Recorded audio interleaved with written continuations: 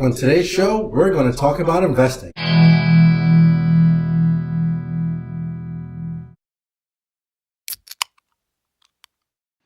Yo. Hey everybody. 5 stocks, around $5.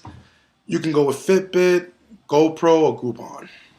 Stocks trading at around $10 would be Ford, AOBC, and AMD. Around 20, GE, Snapchat, Under Armour.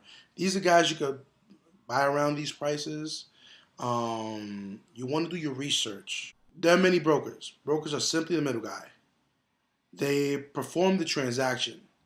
Examples of brokers are E-Trade, Scottrade, Fidelity, Robinhood. Your average broker charges you from $5 to $7 per transaction. Smaller brokers, like Robinhood, are free of charge.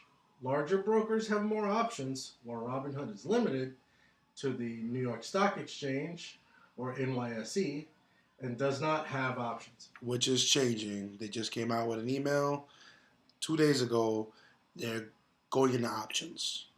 We can recommend, if you go with Robinhood, let another person invite you. You both get a free stock.